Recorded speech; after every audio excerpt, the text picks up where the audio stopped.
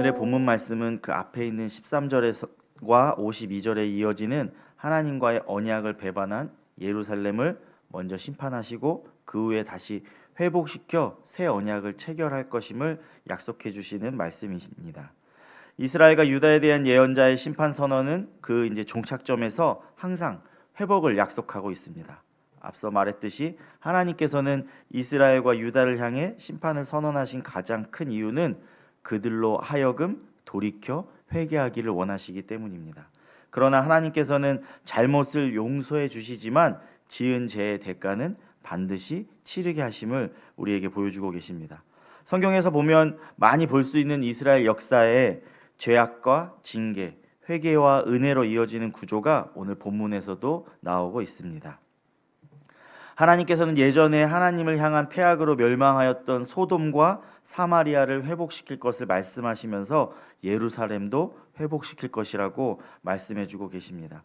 그러나 예루살렘은 아직 죄에 대한 대가를 치르지 않은 상태였기 때문에 사마리아나 소돔과 같이 멸망할 것이라고 이야기하고 계십니다. 하지만 예루살렘의 멸망은 영원하지 않고 회복될 것임을 오늘 우리에게 말씀해 주고 계십니다. 예루살렘이 생각하기에는 소돔과 사마리아는 멸망할 수밖에 없는 도시였습니다. 그리고 그들의 회복은 상상할 수도 없는 일이었습니다.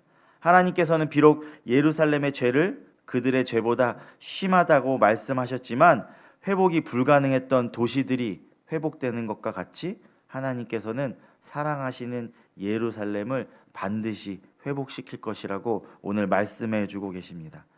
에스겔의 심판에 대한 메시지 속에서 하나님의 참뜻이 조금씩 나타나고 있는 것입니다. 하나님의 목적은 예루살렘을 향해 잘못을 회개하고 돌아오라고 하는 것이지 그들을 회복하지 못할 저로 완전히 파멸시키는 것이 아닙니다. 그렇기 때문에 심판의 선언의 끝에는 항상 그들이 돌아올 경우에 회복시켜 주시겠다는 그 약속의 말씀을 전제하고 있습니다. 하나님께서 자신의 성전을 직접 파괴하시면서도 예루살렘으로 하여금 잘못을 깨닫게 하고 예루살렘이 돌아오게 하시려는 그 큰 사랑을 베푸시는 과정인 것을 우리는 알 수 있습니다. 따라서 예루살렘 입장에서는 회복의 전제를 깨닫지 못하고 멸망만 바라보며 모든 것이 끝났다고 절망한다면 그것은 하나님이 예루살렘을 향한 그 진정한 뜻을 깨닫지 못하는 것입니다. 하나님께서는 자녀들의 잘못을 무조건적으로 사랑으로 감싸주시는 것이 아니라 경우에 따라서 혹독한 시련을 통해서 자녀들이 잘못을 깨닫고 돌아오기를 원하고 계신 것입니다. 저도 자녀일 때는 다 이해하지 못했는데 부모가 돼 보니까 자녀일 때 이해하지 못했던 것들을 경험하게 되는 일들이 많이 있는 것 같습니다. 자녀를 사랑하지만 자녀들을 혼을 내야 될 때가 있고 훈육해야 될 때가 있습니다. 자녀 입장에서는 듣기 싫은 소리이지만 부모 입장에서는 자식을 위해서 그 싫은 소리도 해야 할 때가 있는 것 같습니다. 우리 하나님도 마찬가지실 것입니다. 하나님의 마음을 우리가 모두 헤아릴 수는 없지만 하나님의 사랑을 생각할 때 하나님께서 우리에게 시련을 주셔도 우리가 그 시련 가운데 감사해야 되며 잘못된 자리에 있다면 속히 돌이켜야 하는 것입니다. 혹독한 심판 선언 속에서도 주시는 회복의 희망은 결코 예루살렘을 포기하지 않으시는 하나님의 사랑의 표현임을 우리는 기억해야 합니다. 에스겔은 예루살렘을 향해 하나님의 사랑을 확인시켜주는 예언으로 이 16장을 오늘의 본문을 마무리하고 있습니다. 하나님께서 예루살렘의 언약의 파기로 인해 그분과의 관계가 깨어졌음을 상기시켜주고 있습니다.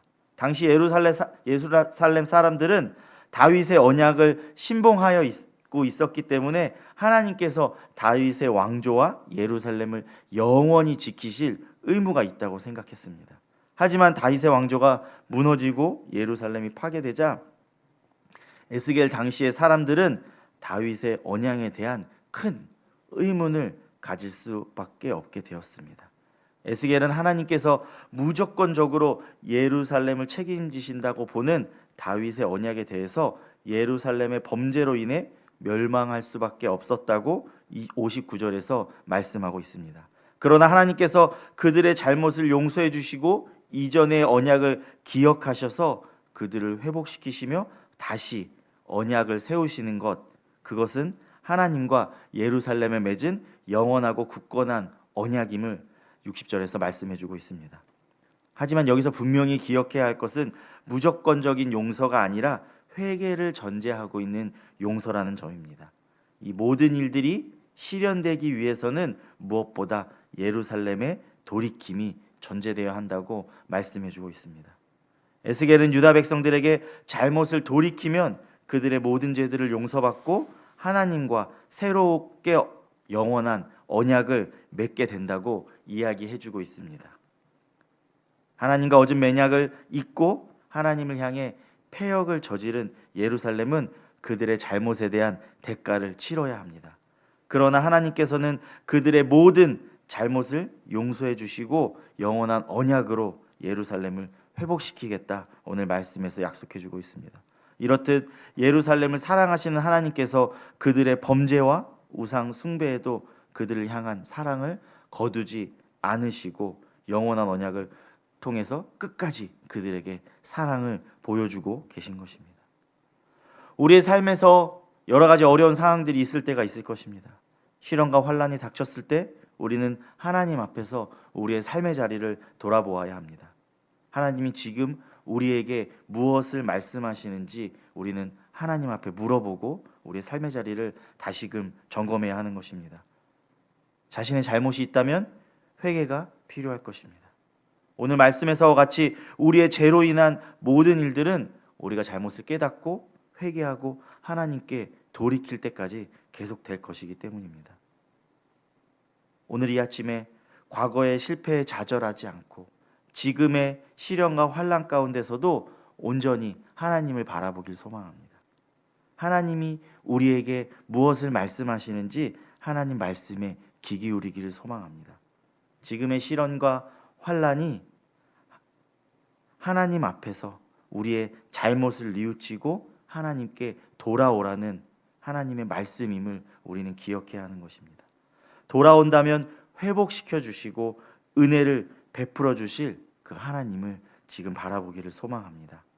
우리와 다시금 언약을 맺으시고 언약 백성으로 살아가게 하실 그 하나님의 사랑과 자비와 은혜를 바라보며 하나님 앞에 나아가는 우리가 되기를 소망합니다. 하나님은 우리가 범죄했다고 해서 우리를 쉽게 포기하지 않으십니다. 우리에게 쉽게 사랑하시고 그 사랑을 쉽게 거두시는 분이 아니십니다. 오늘 말씀에 이스라엘 백성을 심판하신 하나님이 그들을 회복시켜 주시고 그들을 돌보아 주시겠다고 약속하고 계십니다. 이러한 사랑의 하나님이 지금 우리에게 말씀하고 계십니다. 그 하나님을 깊이 묵상하는 오늘 하루가 되기를 소망합니다. 죄인된 우리의 모습을 깨닫고 하나님의 은혜를 구할 때 하나님이 사랑을 베풀어 주시고 우리를 놀라운 존재로 회복시켜 주실 것입니다. 우리는 하나님이 주신 그 사랑과 은혜를 기억하며 그분의 뜻을 따라갈 때 하나님의 언약의 백성으로 살아가게 되어지는 것입니다. 오늘도 하나님의 언약의 백성의 삶을 살아가시는 복된 모든 성도님들이 되기를 소망합니다. 기도하겠습니다.